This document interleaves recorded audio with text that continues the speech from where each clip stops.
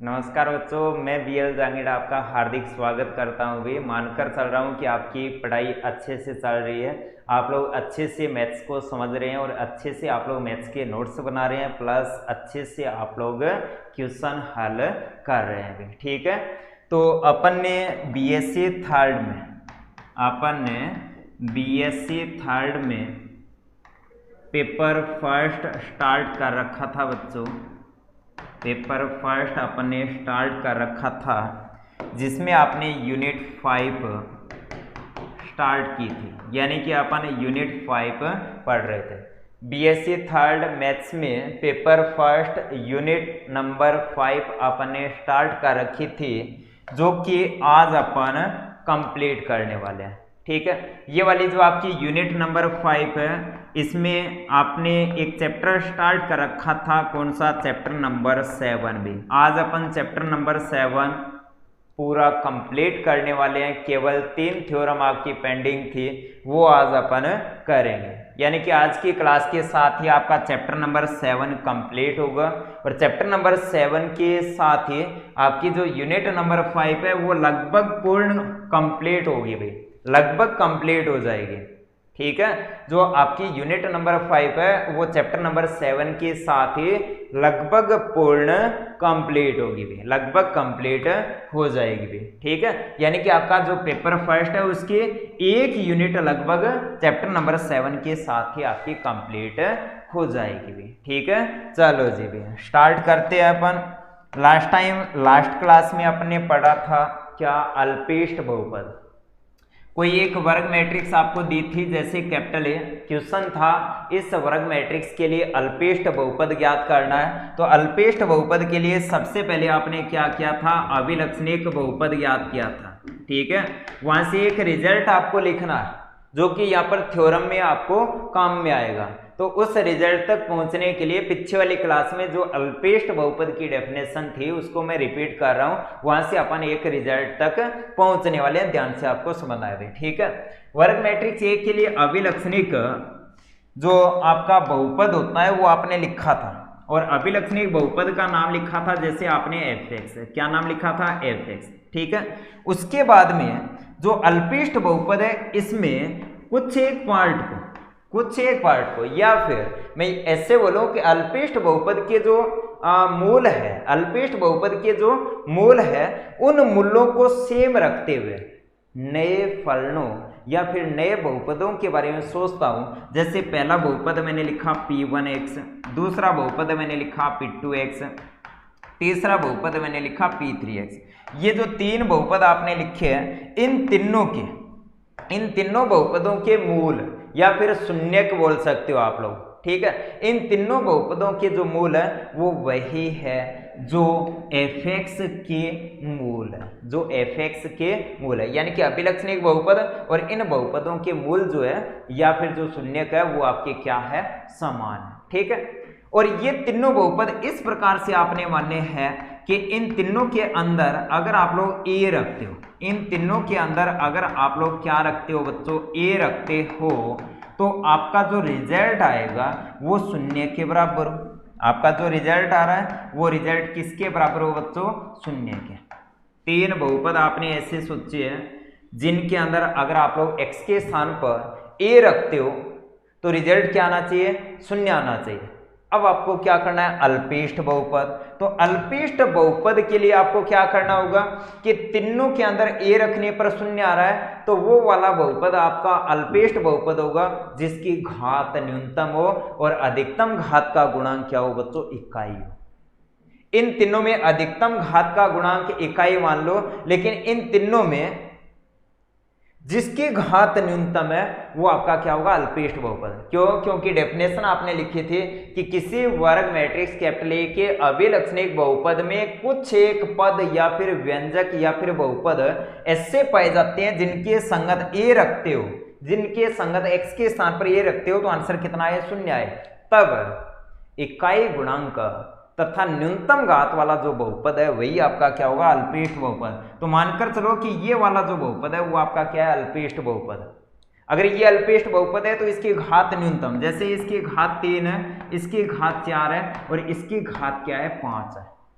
तो न्यूनतम घात वाला बहुपद जिसके संगत ए आपने रखा तो आंसर क्या रहा है 0, वही आपका क्या था अल्पेष्ट। तो P1x जो आपका होगा वो क्या होगा अल्पेष्ट बहुपद होगा। अब एक स्टार पॉइंट, रिजल्ट आपको कौन सा ध्यान में रखना है, उसके लिए एक चीज ध्यान में रखनी है, इन तीनों बहुपद के लिए एक बात कॉमन है, इन तीनों बहुपदों के लिए एक बात कॉमन है, कौन से, कि तीनों में x के स्थान पर ए रखा, आंसर क्या रहा है 0। ऐसे बहुपद जिनमें x के स्थान पर a रखते हैं और आंसर क्या आ जाए 0, ऐसे बहुपदों को बोलते हैं कि ये वाला बहुपद a को जनित करता है। जैसे P1x है, इसमें x के स्थान पर a रखा तो आंसर क्या आ रहा है 0 आ रहा है, तो अपन बोलेंगे कि P1x a को जनित करता है।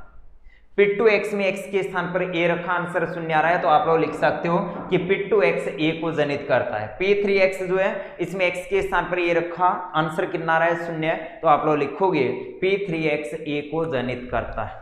यानी कि P1x, P2x, P3x ये तीनों a को जनित करते हैं।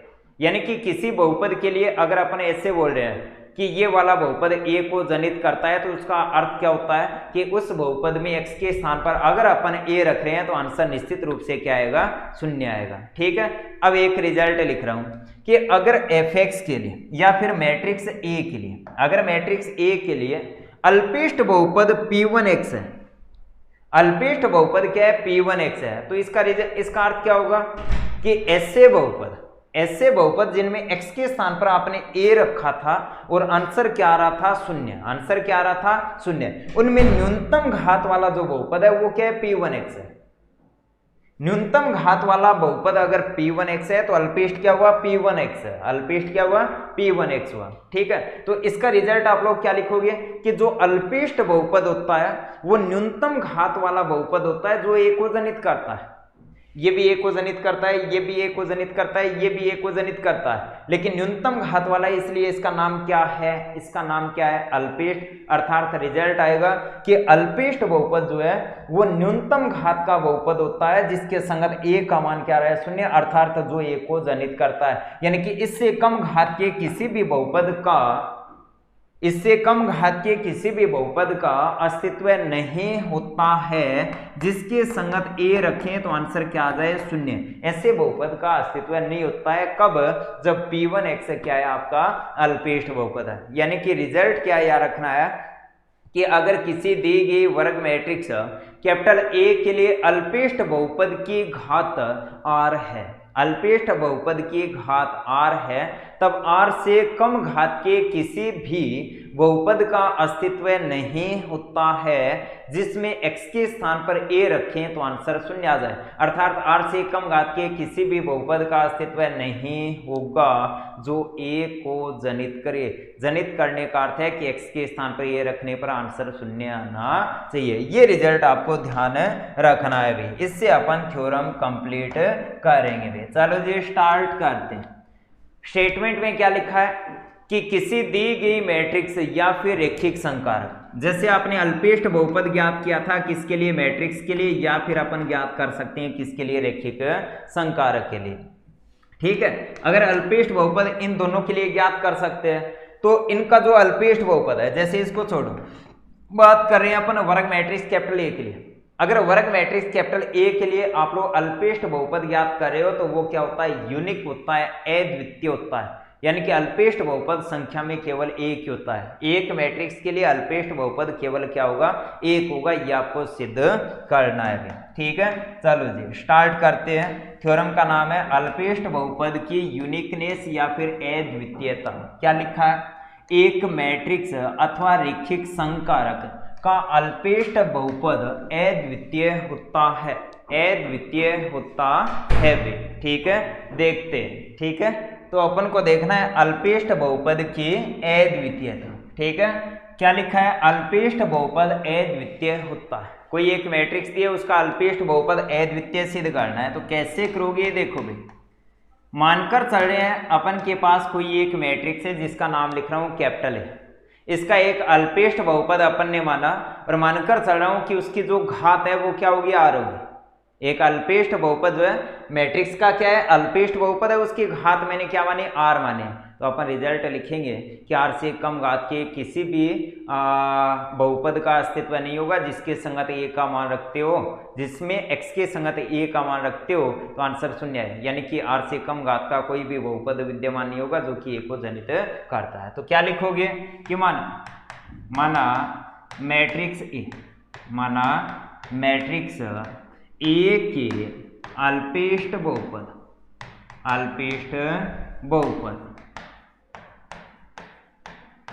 की घात r है, अतः r से कम घात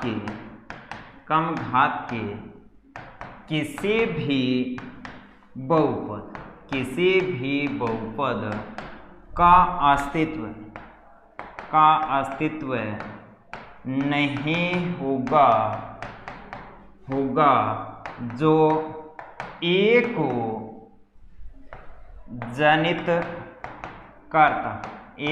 जनित करता हो। आपने अल्पिष्ट बहुपद माना है जिसकी घात कितनी है, r है, उसका रिजल्ट लिखा है कि r से कम घात के किसी भी बहुपद का अस्तित्व नहीं होगा जो कि r को जनित करता है भी। ठीक है, अब देखो करना क्या है कि जो अल्पिष्ट बहुपद है उसको सिद्ध करना है कि अद्वितीय होता है क्या। ठीक है, जब भी आपको किसी थ्योरम में अद्वितीय सिद्ध करना हो, उस थ्योरम को आप लोग किस प्रकार से सिद्ध करते हो, विरोधाभास विधि से अपन सिद्ध करते हैं। ठीक है, तो यहाँ पर क्या करना है, जो अल्पिष्ट बहुपद है उसको अद्वितीय सिद्ध करना है, और जब भी अद्वितीय सिद्ध करना हो तो विरोधाभास से आप लोग क्या करते हो, यदि संभव हो तो माना अद्वितीय नहीं है। अद्वितीय का अर्थ है कि संख्या में एक, उल्टा मानोगे तो मानकर चलोगे कि संख्या में एक नहीं है, यानी कि एक से अधिक है, एक से अधिक यानी कि आप लोग उदाहरण के रूप में दो अल्पिष्ट बहुपद मानकर चलोगे। ठीक है, तो यहाँ पर मानकर चल रहे हो कि अब यदि संभव है तो माना a के दो अल्पिष्ट बहुपद, a के दो अल्पिष्ट बहुपद m1x व m2x है। यदि m1x अल्पिष्ट बहुपद है, अल्पिष्ट बहुपद की घात आपने r लिखी थी, तो इसकी घात भी r, इसकी घात भी क्या होगी, r होगी। यानी कि आप लोग लिख सकते हो कि अर्थात आपने लिखा m1x बराबर, जैसे आपने लिखा x की पावर r, अधिकतम घात का गुणांक क्या होना चाहिए, 1 होना चाहिए, तो फिर लिखा a1x की पावर r-1, a2x की पावर r-2, फिर यहाँ पर लिखा जैसे a। इसी प्रकार आप लोग लिख सकते हो m2x, तो m2x यहाँ पर आएगा जैसे x की पावर r प्लस b1x की पावर r-1, b2x की पावर r-2, और यहाँ पर लिखा आपने bn। क्या लिखा आपने, bn लिखा। ये आपके पास क्या है, दो अल्पिष्ट बहुपद आपने माने, जो कि क्या है, संख्या में 2। अब जो अल्पिष्ट बहुपद होता है उसमें x के स्थान पर ये रखते हो, आंसर क्या आता है, 0 आता है। ठीक है, तो अगर ये अल्पिष्ट बहुपद है तो आप लोग लिखोगे कि तब m1a is equal to m2a is equal to कितना आएगा, 0 आएगा। यानी कि यहाँ से रिजल्ट लिख सकते हो कि अर्थात इसके अंदर a रखा, तो यहाँ पर आएगा a की power r plus a1 a की पावर r-1, a2 a की पावर r-2, और यहाँ पर लिखा आपने an रखा, तो आंसर कितना आएगा, 0। अगर आपने a रखा है तो ये मैट्रिक्स है, तो लास्ट में यहाँ पर क्या लिखोगे आप लोग, i लिखोगे। इसका नाम लिखा है इक्वेशन नंबर फर्स्ट। m2a का आंसर 0, यानी कि आपके पास आएगा a की power r plus b1 a की power r-1 plus b2 a की पावर r-2, और यहाँ पर लिखा bni is equal to 0। Equation number आपकी क्या होगी, सेकेंड होगी। ठीक है, अब संख्या में 2 है जो कि आपने विरोधाभास से उल्टा माना है, तो इसको गलत सिद्ध करना है। दो अलग अलग माने हैं तो गलत सिद्ध करना है। गलत सिद्ध करने के लिए आप लोग एक नई गणना कर रहे हो।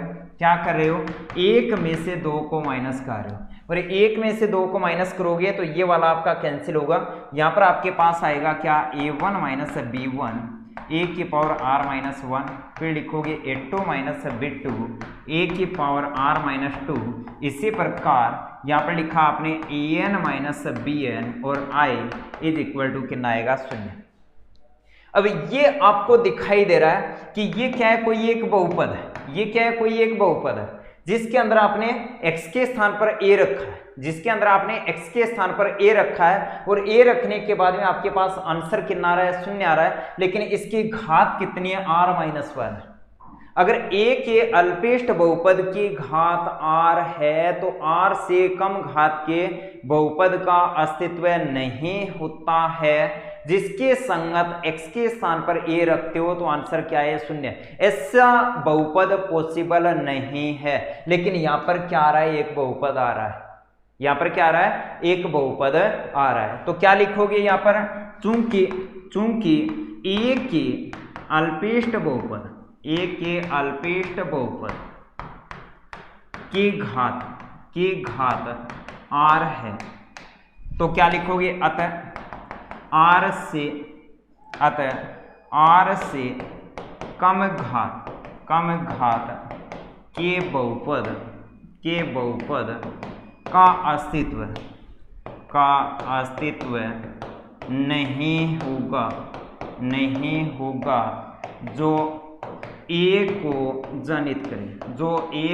जनित करे, यानी कि जिसके संगत a रखते हो तो उसका आंसर क्या है, 0 है। ऐसे बहुपद का अस्तित्व नहीं, लेकिन इसका मान कितना आ रहा है भाई, 0 आ रहा है। तो ये मान 0 कब होगा, जब इसका जो गुणांक है वो क्या हो, 0। इसका गुणांक जो है वो क्या हो, प्रत्येक केस में क्या हो, 0 है। तो यहाँ पर आप लोग लिखोगे कि अतः a1 माइनस b1 बराबर 0, a2 माइनस b2 बराबर 0, डॉट डॉट डॉट, और an माइनस bn जो है उसका आंसर भी क्या आएगा, 0 आएगा। ये भी 0 है, ये भी 0 है, ये भी 0 है। अगर ये सभी गुणांक 0 है तो आपका रिजल्ट आएगा कि a1 बराबर b1, फिर a2 बराबर b2, फिर a3 बराबर b3, फिर ठीक है। आगे क्या लिखोगे, dot dot dot dot dot dot, last में an बराबर क्या आएगा, bn। ये क्या है भाई, a1 क्या है, पहले अल्पेष्ट बहुपद में अधिकतम घात का गुणांक, ये क्या है, दूसरे अल्पेष्ट बहुपद में अधिकतम घात का गुणांक। यानी कि जो दो आपने अल्पेष्ट बहुपद माने थे उनमें घातों के गुणांक क्या आ रहे हैं, सेम आ रहे हैं, a1 बराबर b1, a2 बराबर b2। तो वो दो बहुपद है क्या, नहीं है, अर्थात तो वो क्या है, एक ही बहुपद है। तो यहां से रिजल्ट आएगा कि अतः m1x इज इक्वल टू क्या आएगा, m2x। लेकिन विरोधाभास से आपने ऊपर माना था कि यदि संभव हो तो माना दो अलग अलग बहुपद है, उसको थोड़ा सा आपने हल किया और आप उसी बात का विरोध कर रहे हो कि वो दोनों अलग अलग नहीं है, वो दोनों क्या है, सेम है। यानी कि आपकी जो परिकल्पना थी कि ए जो मैट्रिक्स है उसके जो अल्पेष्ट बहुपद है वो यदि संभव हो तो माना अद्वितीय नहीं है, उसका क्या हो रहा है, विरोध हो रहा है। और विरोध हो रहा है तो लास्ट में रिजल्ट के रूप में लिखोगे कि अतः मैट्रिक्स ए के अल्पेष्ट बहुपद अद्वितीय होते हैं, या फिर मैट्रिक्स ए का अल्पेष्ट बहुपद अद्वितीय होता है। तो नीचे लिखोगे अतः ए का अल्पेष्ट बहुपद अद्वितीय है भी, ठीक है। अब आगे देख, नेक्स्ट अपन देखते हैं बच्चों थ्योरम 7.16 भी, ठीक है। स्टेटमेंट में क्या लिखा है, इसने दिया है कि मैट्रिक्स ए का अल्पेष्ट बहुपद मैट्रिक्स ए को उससे जनित करने वाले प्रत्येक बहुपद का भाजक होता है या फिर खंड होता है। क्या सिद्ध करना है कि मैट्रिक्स ए का जो अल्पेष्ट बहुपद है वो ए को जनित करने वाले प्रत्येक बहुपद का क्या होता है, भाजक होता है। यानी कि ए को जनित करने वाले जितने भी बहुपद है उसको विभाजित करता है कौन, ए का अल्पेष्ट बहुपद, ए का अल्पेष्ट बहुपद। और ए को जनित करने वाले बहुपद का अर्थ क्या होता है, ऐसे बहुपद जिसमें x के संगत ए रखते हैं उसका आंसर क्या है, 0। जैसे आप लोग कोई भी एक ए को जनित करने वाला बहुपद मानकर चल रहे हो जिसका नाम क्या है, जैसे आपने लिखा qx या फिर आपने नाम लिखा gx। ए को जनित करने वाला कोई बहुपद आपने लिखा है gx, अगर ये ए को जनित कर रहा है तो ga का मान क्या आएगा, 0। ga का मान क्या आएगा, 0। तो सिद्ध क्या करना है कि ए का जो अल्पेष्ट बहुपद है, और अल्पेष्ट बहुपद अगर अपन मानकर चल रहे हैं किसको, mx को, तो सिद्ध करना है कि mx gx को विभाजित करता है, mx gx को विभाजित करता है, ठीक है। कैसे करेंगे, इसके लिए अपन लिख रहे हैं डेरिवेशन, ठीक है, क्या करोगे, मानकर चल रहे हो कि मान ए का अल्पेष्ट बहुपद mx तथा ए को जनित करने वाला बहुपद gx। अगर mx अल्पेष्ट बहुपद है तो अल्पेष्ट बहुपद के संगत a रखते हैं तो आंसर कितना आएगा, 0।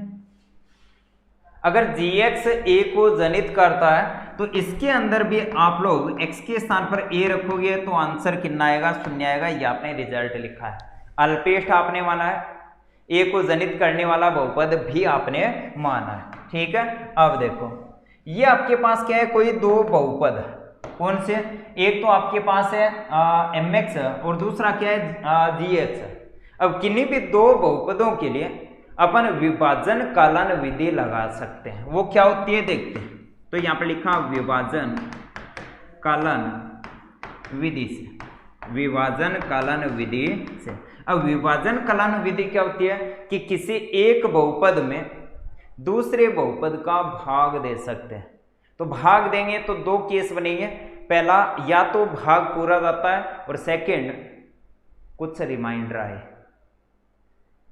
कोई भी दो बहुपद आपके पास जैसे mx और gx, तो विभाजन कलन विधि अगर आप लोग लगाते हो तो इसका रिजल्ट क्या आएगा कि एक बहुपद के अंदर दूसरे बहुपद का भाग जाएगा, तो भाग जाएगा तो दो कंडीशन बनेगी, या तो भाग पूरा जाता है या फिर शेषफल बचेगा। अगर शेषफल के रूप में कोई बहुपद बचता है तो उसकी घात जिसका भाग अपन दे रहे हैं उससे कम होगी, जिस बहुपद का अपन भाग दे रहे हैं उसकी घात से जो शेषफल के रूप में बहुपद बचता है उसकी घात क्या होगी, कम होगी। तो यहाँ पर आपने लिखा कि तब विभाजन कलन विधि से देयर एग्जिस्ट, यानी कि कोई दो बहुपद, जैसे मैंने लिखा qx and rx, there exist, यानी कि किन्हीं दो बहुपदों qx और rx का अस्तित्व इस प्रकार से होगा, यानी कि सच दैट।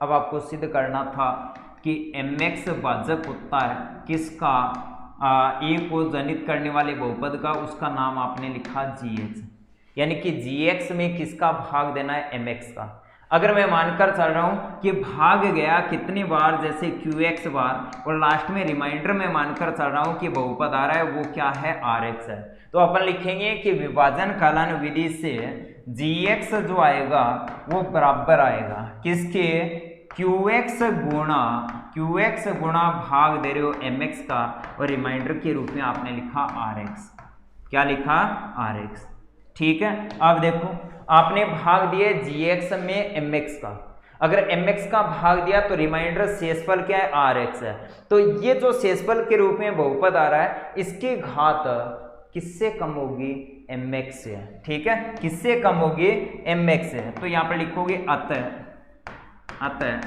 rx की घात mx से कम होगी, ठीक है। अब देखो कि rx जो है वो क्या है, शेषफल। अब शेषफल के लिए दो कंडीशन, अगर भाग पूरा जाता है तो शेषफल 0 और भाग पूरा नहीं जाता तो शेषफल कुछ न कुछ आएगा। तो यहाँ पे लिखोगे तब rx के लिए दो स्थितियां हो सकती है, कौन से, या तो rx शून्य बहुपद हो या rx शून्य बहुपद ना हो। जो शेषफल है उसके लिए दो कंडीशन, या तो रिमाइंडर जो बहुपद है वो शून्य बहुपद हो या फिर rx शून्य बहुपद ना हो, ठीक है। तो ये अपन को चेक करना, अगर rx शून्य बहुपद आया तो आप लोग बोलोगे कि gx में mx का पूरा भाग गया। अगर rx शून्य बहुपद नहीं है तो आप बोलोगे gx में mx का पूरा भाग नहीं गया, यानी कि gx mx का भाजक नहीं होगा, यानी कि सॉरी mx gx का भाजक नहीं होगा, mx gx का भाजक नहीं होगा। कब? जब rx का मान क्या हो, नॉट इक्वल टू 0।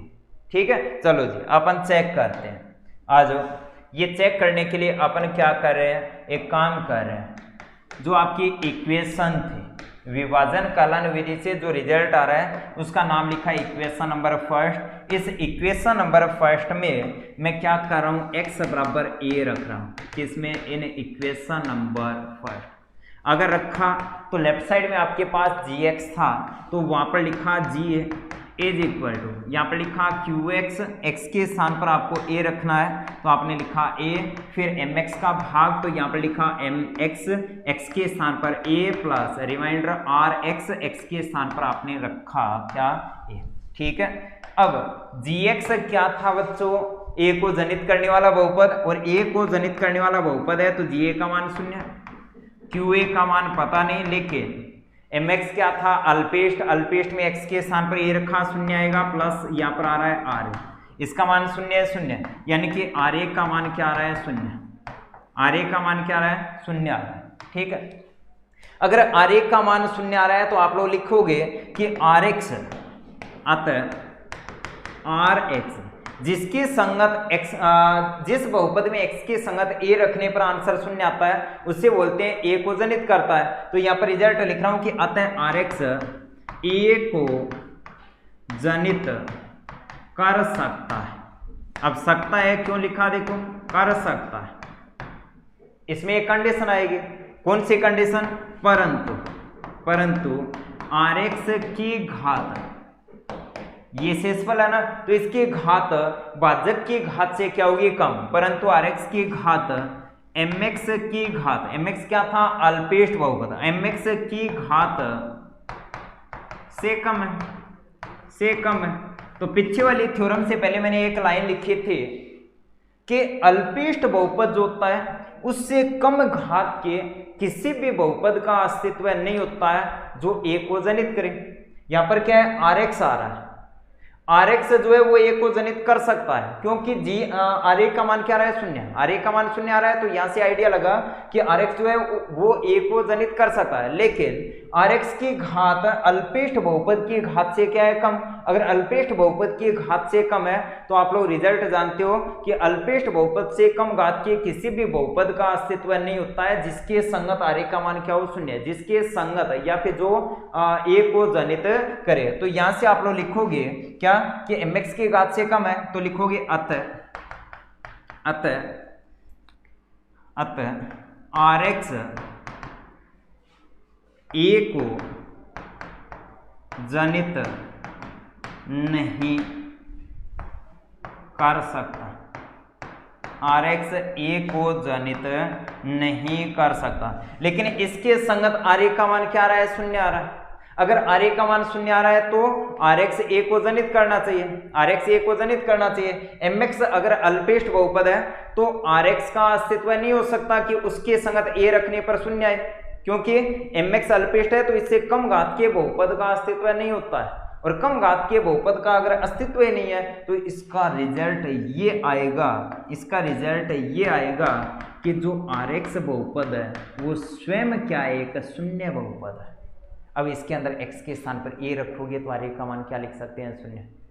अगर x के स्थान पर a सोचते हो तो अपन ra का मान क्या लिख सकते हैं, क्या सोचेंगे कि x के स्थान पर a रखिए तो ra का मान क्या आएगा बच्चों, डायरेक्ट 0 आएगा। यानी कि जो आपका rx है वो क्या है, शून्य बहुपद है, यानी कि rx का मान क्या है, 0। अब यदि rx का मान 0 आ गया, अगर rx का मान 0 आ गया तो आपका रिजल्ट आएगा कि gx is equal to qx गुणा mx, qx गुणा mx।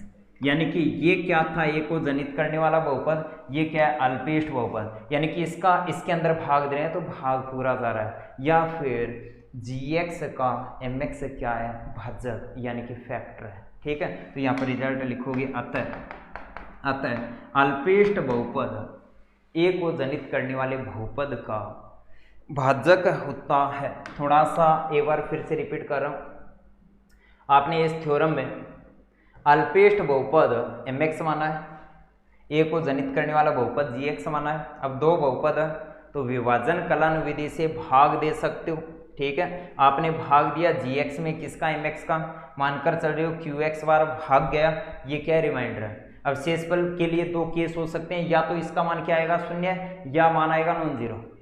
तो Rx का इसमें आपको मान लेकर आना है कितना, शून्य। कैसे आ रहा है वो अपन चेक करें, ठीक है। चेक करने के लिए इसके अंदर a रखा, यहाँ पर Ga, Qa, Ma और यहाँ पर Ra। gx a को जनित करता है, इसका मान शून्य है। mx अल्पेट है, इसका मान शून्य है।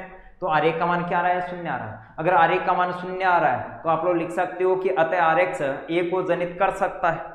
अगर a को जनित कर सकता है तो Ra का मान क्या आ रहा है, शून्य आ रहा है, सही है। लेकिन mx क्या है, अल्पेष्ट बहुपद, और Rx की घात mx से क्या है, कम है।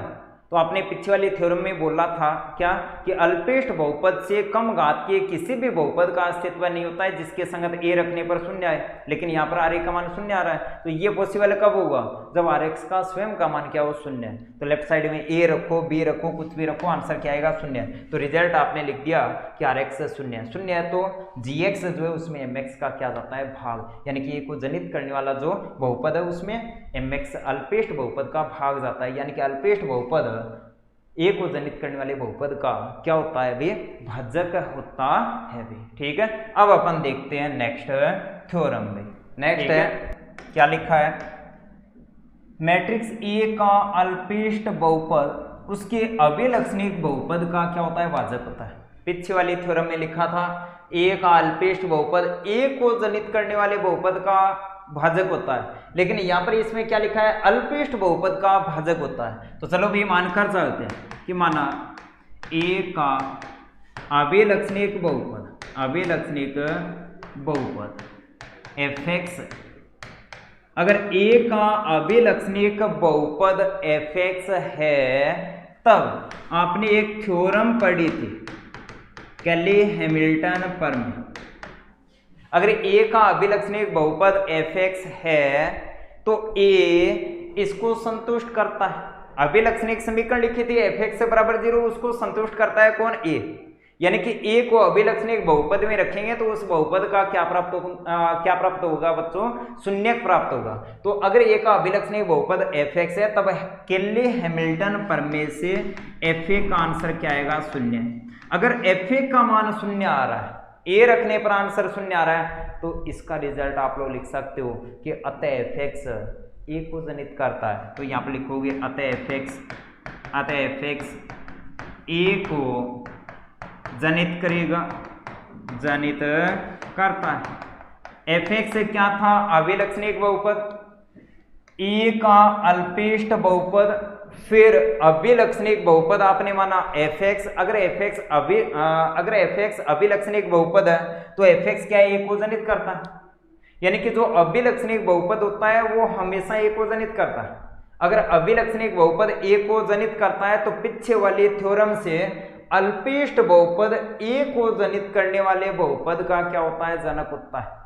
अल्पेष्ट बहुपद a को जनित करने वाले बहुपद का जनक होता है। यहां से आपने लिख दिया कि जो अभिलक्षणिक बहुपद है वो a को जनित करता है। अगर अभिलक्षणिक a को जनित करता है तो अल्पेष्ट बहुपद अभिलक्षणिक बहुपद को क्या करेगा, पूर्ण रूप से विभाजित करेगा। तो लिखोगे अतः थ्योरम 7.16 से अल्पेष्ट बहुपद a के अभिलक्षणिक बहुपद fx को विभाजित करेगा, ठीक है। चलो जी, अब अपन देखते हैं लास्ट थ्योरम, बिल्कुल लास्ट वाली थ्योरम अपन देखते हैं। नेक्स्ट अपन देखते हैं अभी थ्योरम क्या लिखा है 7.18 में, समरूप मैट्रिक्स के अल्पेष्ट बहुपद भी समान होते हैं। तो क्या मानना है आपको, दो समरूप मैट्रिक्स मानने हैं, उन दोनों के अल्पेष्ट बहुपद ज्ञात करने हैं, वो क्या आने चाहिए, सेम आने चाहिए। तो मानकर चलोगे कि माना कैपिटल A व कैपिटल B दो समरूप मैट्रिक्स हैं। अगर A व B दो समरूप मैट्रिक्स है तो लिखोगे अतः एक व्युत्क्रमणीय मैट्रिक्स कैपिटल P का अस्तित्व है, P का अस्तित्व है इस प्रकार होगा कि A is equal to P inverse BP। A व बी समरूप है तो P का अस्तित्व इस प्रकार से होगा कि A is equal to P inverse BP। ठीक है, अब आ जाओ, एक काम कर रहा हूं मैं, नव का अर्थ है एक नई गणना कर रहे हैं। ठीक है, क्या कर रहे हो कि P इनवर्स BP जो आपने लिखा है इसका स्क्वायर कर रहे हो। स्क्वायर का अर्थ है P इनवर्स BP जो है इसको 2 बार लिखना है, तो यहाँ पर लिखा P इनवर्स BP। ये जो मैट्रिक्स है, मैट्रिक्स में एसोसिएटिव साचर्यता आप लोग लगा सकते हो, तो P इनवर्स B लिखा, यहाँ पर P इनवर्स फिर आपने लिखा BP। ये क्या बनेगा, I बनेगा, I का यहाँ पर गुणा करोगे तो कोई फर्क नहीं पड़ेगा, तो यहाँ पर आएगा B, यहाँ पर भी B है, तो यहाँ पर बनेगा आपके पास P inverse B square P। ठीक है, अर्थात आपने लिखा कि P इनवर्स BP जो है इसका अगर आपने स्क्वायर किया तो आपके पास आएगा P inverse B square P। ठीक है, इसी प्रकार अगर आपने P इनवर्स BP का होल क्यूब करोगे तो यहाँ पर आएगा P inverse B cube P।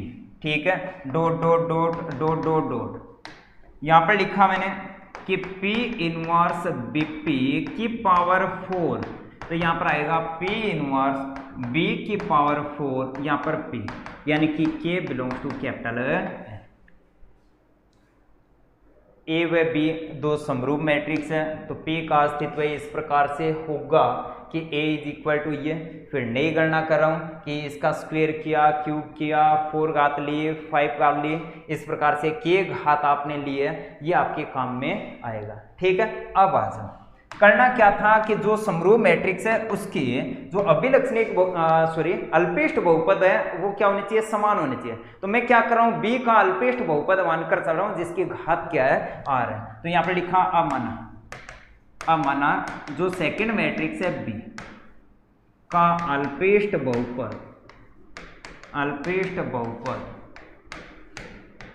की घात R है, माना मैट्रिक्स जो B है उसके अल्पिष्ट बहुपद की घात R है, तथा जो बहुपद है उसका नाम लिखा fx, तो यहाँ पर लिखा x की पावर R, फिर यहाँ पर अपन लिख सकते हैं a1 x की power r minus 1 plus a2 x की पावर r माइनस 2, और लास्ट में अपन लिखेंगे ar minus 1x plus ar।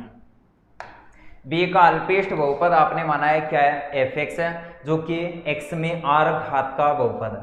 अगर ये B का अल्पिष्ट बहुपद है, अगर B का अल्पिष्ट बहुपद है तो इसमें x के स्थान पर B रखोगे तो आंसर कितना आएगा, 0, यानी कि B की power r plus a1, B की power r minus 1 plus a2, B की पावर r माइनस 2, फिर यहाँ पर लिखा ar माइनस 1b, फिर प्लस ar, और यहाँ पर मैट्रिक्स है तो i, इसका नाम लिखा रिजल्ट नंबर a। ठीक है, अगर आपने इसके अंदर a रखा है तो इसका रिजल्ट याद रखने वाली बात ये है, 0 आएगा। अगर fx b का अल्पिष्ट बहुपद है तो fb जो है इसका मान क्या आएगा भाई, 0 आएगा। ठीक है, अब देखो मैंने एक नई गणना की, अगर fx b का अल्पिष्ट बहुपद है तो fx ही a का अल्पिष्ट बहुपद होना चाहिए, ये आपको सिद्ध करना है। अब ये वाला fx a का अल्पिष्ट बहुपद कब होगा, जब fa का मान क्या आ जाए, 0। अगर fx b का अल्पिष्ट बहुपद है तो fb का मान कितना है, 0। fx a का अल्पिष्ट कब होगा, जब fa का मान भी क्या आ जाए, 0, यानी कि आपको मान ज्ञात करना है किसका, fa का। ठीक है, अगर A और B समरूप मैट्रिक्स है तो A के स्थान पर अपन लिख सकते हैं P इनवर्स BP। ठीक है, यानी कि इस फंक्शन में x के स्थान पर P इनवर्स BP आपको लिखना है, क्या लिखना है, P इनवर्स BP। तो आज x की पावर R लिखा है तो यहाँ पर लिखा P इनवर्स BP की पावर R, फिर A1 P इनवर्स BP की पावर क्या लिखोगे, R minus 1 plus A2 P inverse BP की पावर R माइनस 2, फिर प्लस डॉट डॉट डॉट, और यहाँ पर लिखा AN-1 P इनवर्स BP और फिर लिखा AN और यहाँ पर लिखा आपने मैट्रिक्स है तो I लिखा। ठीक है, अब देखो f ऑफ A जो है इसका रिजल्ट, अगर ऊपर आपने स्क्वायर लिखा तो बी स्क्वायर आ रहा था, क्यूब लिखा तो बी क्यूब, 4 लिखा तो बी 4। अगर आपने P इनवर्स BP की पावर R लिखी है तो यहाँ पर क्या आएगा B की पावर R, तो इसका रिजल्ट आएगा P इनवर्स B की पावर R, फिर लिखा P, फिर A1 इसका रिजल्ट P इनवर्स B की पावर R-1 फिर लिखा P। इसी प्रकार A2 P इनवर्स B की पावर R-2 फिर लिखा P। ठीक है, इस प्रकार से आपने आगे सेम कॉपी किया, लास्ट में लिखा AN-1 फिर P इनवर्स B P और लास्ट में लिखा आपने AN-I। इन सब में से लेफ्ट साइड से आपने P इनवर्स और राइट साइड से P कॉमन लिया तो यहाँ पर आएगा B की power R plus A1 B की पावर R-1 A2 B की पावर R-2, इसी प्रकार AN-1 B प्लस यहाँ पर लिखा AN-I और राइट साइड से कॉमन था P। ये जो अंदर जो आपने पार्ट लिखा है, इसका मान क्या है? 0। क्यों? क्योंकि fx जो था वो b का क्या है? अल्पेष्ट बहुपद, तो fb ये क्या है? fb है, तो इसका मान क्या होगा? 0। तो आपका रिजल्ट आ गया कि fa is equal to p inverse फिर 0 मैट्रिक्स फिर आगे p, यानी कि fa का आंसर कितना आ रहा है बच्चों? 0। यानी कि क्या लिखोगे? अतः fx जो है वो a का अल्पेष्ट बहुपद होगा। fx b का अल्पेष्ट बहुपद था, वही fx a का अल्पेष्ट बहुपद है। a और b समरूप है, तो क्या बोलोगे? आता है समरूप मैट्रिक्स के अल्पेष्ट बहुपद क्या होते हैं? समान होते हैं। एक बार फिर से रिपीट करके आप लोग अच्छे से चेक करोगे, अच्छे से आपको थ्योरम समझ में आएगी। ठीक है, तो ये थे आपके BSc थर्ड की यूनिट नंबर 5 जो कि लगभग अपन ने कंप्लीट किए किसके साथ? चैप्टर नंबर 7 के साथ। ठीक है, चलो जी।